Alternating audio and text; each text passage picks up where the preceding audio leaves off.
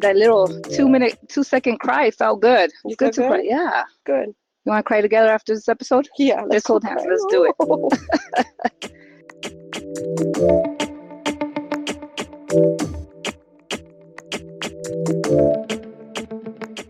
Hey, what's up? Welcome to Heal, Laugh, and Rise Up. I'm Jessie, your badass 2-time cancer fighter, soul work mentor, and your favorite Latina.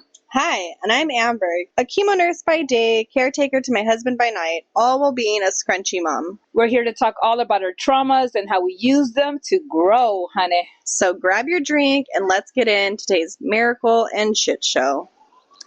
Today we're going to talk about... You're right. You're right. You are right. Yeah. You're right, mother. Let's talk about how you're right and how I'm learning from you. What have you learned from me? Oh my gosh. One of the main things that I've learned from you, because I'm not a mother. Ooh. Yeah. I'm going to go there, girl. As I'm looking at you, sitting all relaxed. I've learned that motherhood, on top of being challenging, because for me, I always thought that motherhood is just more challenging than not, because I'm not a mom. And I just see a lot of, I guess I can finally say, which I feel bad saying this, because I do have nieces and nephews, but I think when you're in a place for so many hours, you get like the whole pie, not just a piece of the pie. And so I'm learning from you that patience is a gift and it's not easy. And I'm learning that the patience that I see you, on top of everything that you're going through, and the patience you give your daughter, is something that I admire so much. And I think, how could I not be patient on something so small, like at home? I don't know if Alex did something and I'm just like, oh, and I see you being able to be so patient, and I'm just like, I can try to be like you. I can do that. Try to be like you. So I just want to say it maybe a different way and correct me if I'm wrong, because I feel like I could be wrong, and I want to make this decipher. I want it to be clear. Okay. Are you saying when you go home and you experience something that maybe tests your patience, you compare your situation to mine? And expect more of you? I think because I've always been the girl who didn't have patience, right? I've been the one in my family that has the least patience in the world. So, and the job that I did before, I required nothing but patience. Yeah. But because it came so natural, I just felt like that was like, it wasn't hard for me to be patient in that situation. And everything else in life, it's been very difficult for me to be patient. I think that's because that was you in work mode, right, and not in personal mode. Right. Patience to me, in an aspect, yeah, you said I was at work. This is different. So I am learning to realize that I do have patience outside of work. I guess I never thought I did. Because I've always been told. Told what? That I'm not patient. In anything. It can be opening. Who's telling you this? Everybody. Who? My family. Family members. Yes. Husband. Have my friends. Yes. Friends. Have my friends told me I'm impatient? I don't think I can remember them telling me that I'm impatient. Maybe just mainly my family. And I know that I'm impatient. I can be opening something with like so much impatience. Is that a word? Impatience? Yeah. Okay. So I guess I always knew I was patient at work, but now I'm learning from you that my patience really is a part of me. And I'm uncovering all the dirt of the impatientness that I carry in my heart. But what I said, that you're comparing yourself to me and my situation when you're in a situation that's testing your patience. Is that what you're doing? I think what I'm doing is I can think of you and say, wow, Amber had this day today with the baby at work or with your husband, and I see your patience. And I think you can do that is very admirable, and I can be patient too on something else. Why Oh, can't I be patient on something that just requires a little tiny bit of patience? so I have two, maybe three things to say. Yeah. One, thank you for Hmm. recognizing my patience, Yeah. because it's a lot of fucking work. Yes. I have to bite my tongue and be so fucking patient with my Hmm. husband, with my daughter, with you, like with everything. Yes. With the idiot on the other line on the Yes. phone when I'm calling and making appointments who they're not listening to me. So I appreciate that because it's something I work on. I work really hard on. I would think that I don't have Okay, I was patience. going to ask you, would you say you were always a patient person? No, I don't have You patience. don't have I get patience. so frustrated. Okay. Like, I want to punch stuff. I get so much anger in my body Hmm. because things are not going the way I want them to go. Hmm. Whether it's the way they're gonna go, I don't know, but it's the Hmm. way I want them to go. And I Right. get so frustrated. So it's something I work on really, really hard. Well, I put a lot of work into well, you're it. doing a good job. But, so another thing, thank you. Another thing I think about is the things that I've learned through our conversations with like soul work. Hmm. I can kind of go back to it and be like, Amber, is it a supplement that you can use? Is it something you're going through right now that's triggering you? And if that's the case, you know, maybe you need to deal with that because you're taking it out on this Hmm. box of Cheez-Its that won't Right. open. Yeah. Or maybe you're taking it Yeah. out on your daughter, or whatever the Yes. case may be. Or your animal. Yeah, like, Yes. oh my God, why aren't you fucking eating your food? Like, Yeah. Like move out of the it's way. very Yes. yeah, get out of my feet. Like, it's Yeah. just the things are very frustrating. And you have to, like, I've learned through you and your soul work talks with me is to stop Hmm. and realize, why am I frustrated? And maybe it is that this fucking Cheez-It box Hmm. was glued with this crazy amount of glue that they shouldn't be gluing it with, and now I can't fucking open it. I have to get a fucking knife or scissors. Yeah. Most likely, I'm so Yes. frustrated, I'm getting a A knife. knife. Yeah. Machete. Yeah, A machete. heck yeah. Um, maybe it's not what I'm going through. Maybe it is the Hmm. situation, Right. but I have to stop and I have to look at both and try and figure out what I can do. How can I make it better? And then be very graceful with myself Hmm. after because I do stop like every night before I go to bed. I think we gave homework that, every night you should write on your mirror Yes. or say something really nice about yourself to yourself. What I do is I write it on my mirror. Hmm. And I don't believe it at the time. Hmm. I don't erase it. I erase it in the morning Hmm. because my nightly routine isn't to say something nice to myself. Hmm. I write it on the mirror. I task completed. Yeah. And then what I do every night is I think about the things I didn't like about that day Hmm. and how can I learn from them so that my mistakes can be fixed and they don't happen again. Hmm. If I felt like I was a little more frustrated than I should have been, Yes. what could I have done differently? Not that I can change the past. I don't Hmm. want to dwell on last week or last year, but I'm willing to dwell on today Hmm. so it doesn't happen tomorrow. Right. And I literally mean today, like within the last 24 hours. Yeah. And then I will work on my self-deprecating tomorrow morning when I read it in the mirror Hmm. and I erase it. So those are kind of my things that I do. And it seems to help me be more patient. And then the third thing, which I told you there might be a third one, there is. The third thing I thought about is Mike and I hate, and I don't use that word a lot, Hmm. but we hate when people compare themselves to us Hmm.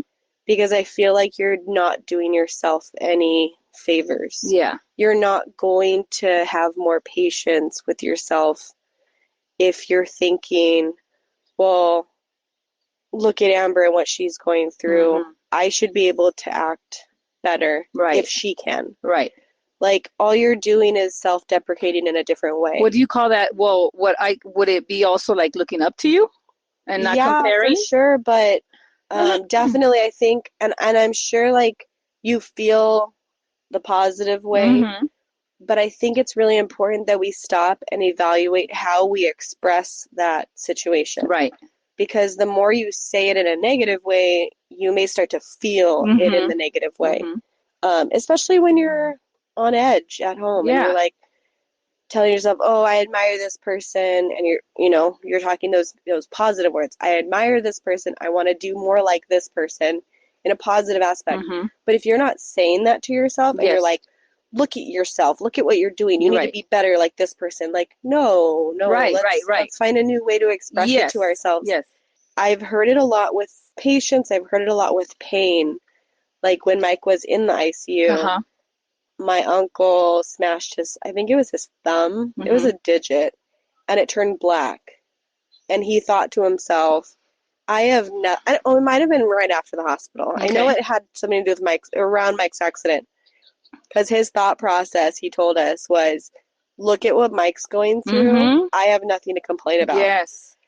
And in a sense, like, do what you got to do to get through it. Right. But let's work on being positive Uh-huh. while getting through these things. Right. Because you do it enough times, your brain's going to start it's going to believe in it. Yeah. And you do believe it. Yes, and now you're going to be very negative toward yourself. You're not helping yourself. Yeah. So I'm sure the intention is positive, but let's try and make the intention and the words and everything, to be positive. I think it will enlighten your life better. That's what I found is helping me. I'm not there yet. Yeah, well, yeah. I'm working on it, but that's what I've been working on. And I think when you see the patient side of me, that's the outcome of what the work I've been doing. Right. I think. Yeah, absolutely. Because this wasn't me. Yeah, I mean. You know that cupboard in the kitchen? The cupboard in the kitchen, where all the jars are? Yes. That has like the shitty frame? Yeah. Yeah, no, I kicked a hole in that. That was a wall. You did? That was a solid wall. It wasn't solid. It was, a flat wall, and I kicked a hole in it. It was hollow. It wasn't solid. And I was so fucking frustrated. So it was right after Mike's accident, probably 9 months in. I was losing it. I wasn't this positive talking, positive thinking human being. Yeah. I was a very angry individual. Yeah, well. And I kicked a hole in the wall. Well, actually, you did a good job of redoing it because you did you made little shelves, and it does not even look like there was a hole there at all.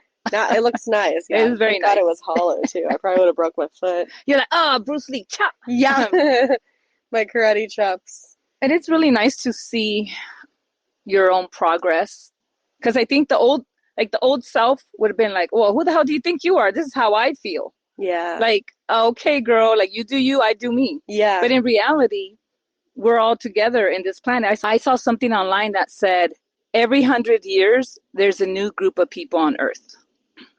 So the people that we're on Earth with right now, these are our people. This is the people that were around. So instead of, that kind of hit pretty hard, because I'm like, wow, like instead of maybe trying to give advice to somebody, we don't know how to receive it, because maybe we've been criticized all our life and we don't even know what advice is. Well, then we're criticizing ourselves that we believe we're terrible people. So it's kind of like a cycle that is never broken. So how do we get there and realize that us being patient and maybe seeing you and admiring you, but not saying, if she can do it in this situation, what about, like you said, how can I complain about what I'm going through? Like, look what your husband is going through. But my story, my journey is not connected to him. No. It's connected to me. Yeah. That doesn't mean that I don't admire him for everything he does every single day and how he lives his life.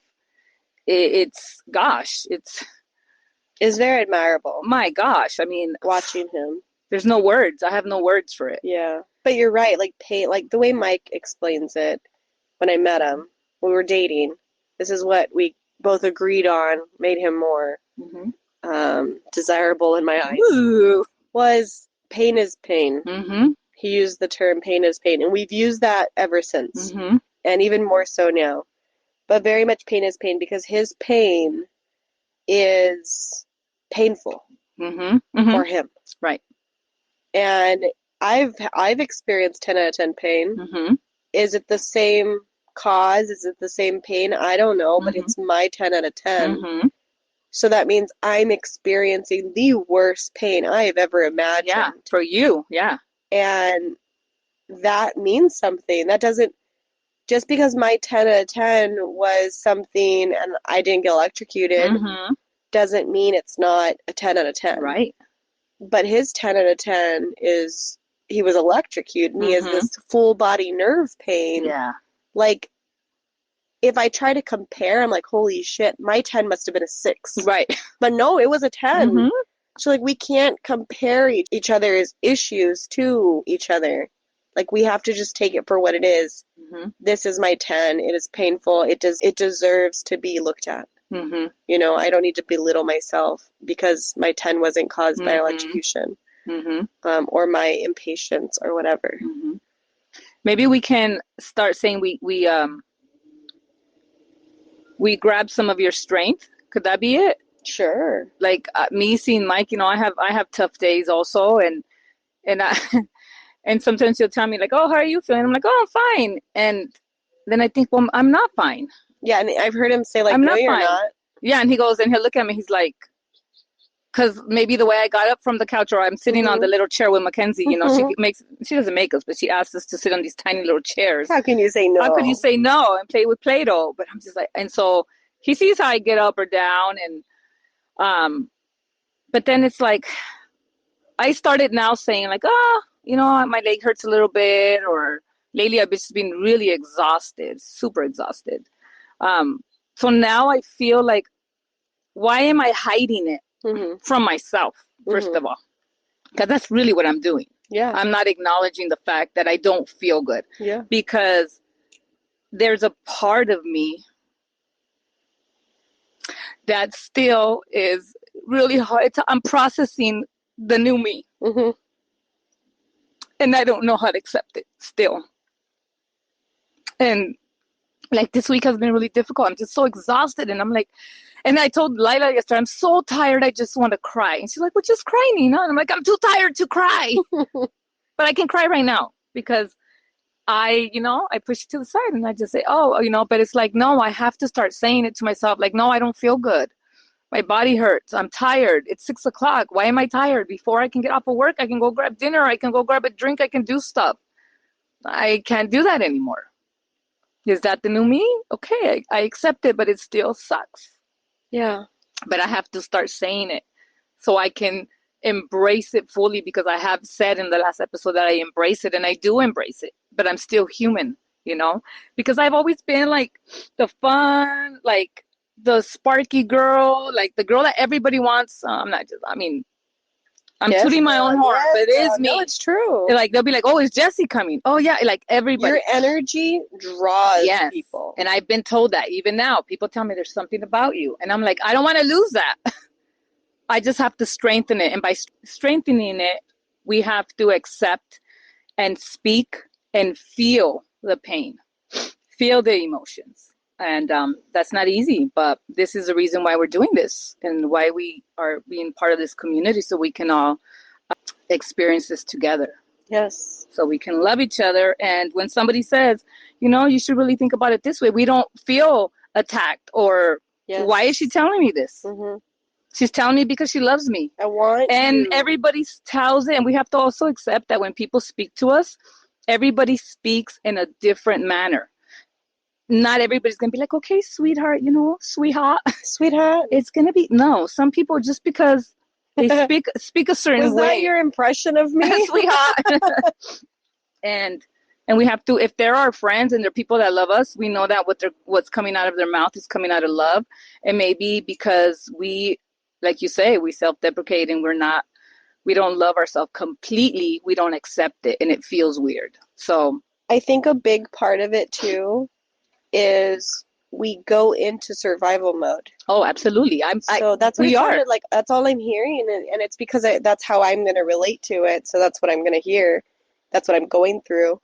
Is like, you don't want to lose who you were, but you're facing this change, and instead of changing because you don't know how, you go into survival mode, and then months go by, or years, and you finally start to get out of survival mode, but you're a brand new person because you let all that time go by. And not that you just like chose to let it go by, but it went by. Yeah. And you didn't do anything. You didn't have the support maybe you needed to try and get out of the survival mode. And you're just completely bombarded with this brand new life, brand new lifestyle, brand new circle that maybe you didn't even know was your circle. And all you really start seeing, because you're trying to get out of it, is I don't have my old life. I don't have my circle. I don't have the things I want. When in reality, like, if we were supported properly, we could have come out of survival mode better earlier before we lost it all. And just because you lost it doesn't mean you can't get it back, but it is a lot harder and it's a lot shittier feeling. I think something that I've been hearing a lot, probably over the past 2 years, is how people don't know me. And my reaction to that is like, yeah, you don't, because you're not around.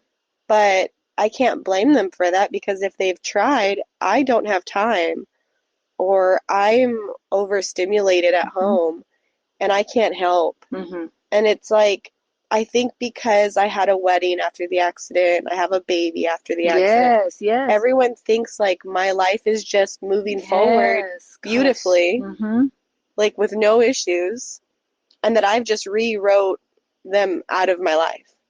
And that's not the case. Like, I love the people that were in my life. I love the people who are in my life. And I love people who have removed themselves because they felt hurt by what they thought was happening with my life. Yeah. And I still love them, and I'm so sorry they hurt. And like, newsflash, I hurt too. Yeah. Come back. But don't come back if you expect old Amber. Yeah, because that's not here anymore. Yeah. I love new me. I'm learning to love new me. I love new Mike. I'm learning to love new Mike. It's just very sad because not everyone's on this level. Yeah. Some people are still living the way they lived 6 years ago. Yeah, even through the things that they've been through. Yeah, right? Because they're in survival mode, and it's like just release the shell so we can all heal together. We can all cry together. We can all feel shitty together. We can, and like you said, we had, like, you're mourning two people. Yeah. Yourself and your husband. Yeah. And Alex is mourning me and our relationship. Yeah. And I'm mourning me and our relationship because it's not what it used to be. We went to Laughlin, and here's an example. Went to Laughlin. I mean, you're not old, but we're not young. Alex is what? How old is Alex? 1971, 52. I'm gonna be 47, so we're not 20-year-old kids, But we'd go to Laughlin and we're casino hop and like watch the bands and listen to the music. And it's like we were there like 3 weeks ago, and 6 o'clock, I'm just like, I can't keep going. And I was trying everything I could to just, I'm like, my body's shutting down. I'm so tired. And I just, at that moment, because we haven't been to Laughlin in like 2 years. We go many times a year in the summer. And I thought to myself, fuck, like, those days are gone. Yeah. But I have to tell myself that's okay, because then I can do other things. And isn't it funny, like, someone who hasn't gone through your trauma is also in their 40s and 50s and can't handle Laughlin like they used to. Yes, the same. Like, we all have this feeling. Yes. We're all going through the motions the same for different But nobody's reasons. talking about it. No, so we feel alone. Yes, everybody feels alone. So what'd you do different? What did I do different when I was out there? Yeah, what'd you enjoy yourself with something different? Oh, what did I do? Didn't you play bingo? Oh, yeah, no. Oh, no, but that was at 1:00. That was before I got tired. I should have gone back to the bingo hall. Oh, maybe it's all connected. Maybe that's the reason I finally played bingo for the first time. But it's mourning myself. And you know why it's harder? Because I didn't choose to lose myself. It was done to me because of cancer. Yeah. You didn't choose to lose your husband. You lost him because of an accident. I think that's how people see it. So then they compare themselves. Like, I I'm just getting old. Yeah. So I'm tired. Mm-hmm. That's on me. It's not like I had cancer. It's not like I got electrocuted. It's not like I'm caregiving for my husband. Yes. So I have no excuse. And then they just self-deprecate and they talk shit to themselves. Like, no, there's things going on in your life that you may not think are as intense as my situation, but you're aging. Yeah, and that's an intense thing, right? And you didn't choose to age, girl. No. We don't have the fountain of youth. And if you do, you need to let me know where it's at. We'll take a dip. Yeah, let's all go. Yeah, because getting old is part of life, but nobody really talks about the traumatic part of it. Like well, I don't have a dad anymore, but like my mom and maybe your parents, they are not as they're also probably mourning their old 10 years ago when maybe they went fishing all the time or they went hunting. But they don't talk about it. Right. But we're all in the same boat. Yeah. We're all connected. Yes. So let's connect. Let's connect. You guys, you can connect with us on social media. We're on Instagram. We're on Facebook. Heal, Laugh, and Rise Up. We're on YouTube. You could reach out and message us through Meta Messenger. Yes. Reach out. Reach out, guys. Let us know. Connect. Let us know that you're feeling the same way. And share us with people so that you could connect with them using our podcast, using an episode, using a sentence that we said as an icebreaker. Yeah. Let's do it. Tell us what you want, what ice you want broke. We'll talk about it. Throw some ice our way. Thanks for the love.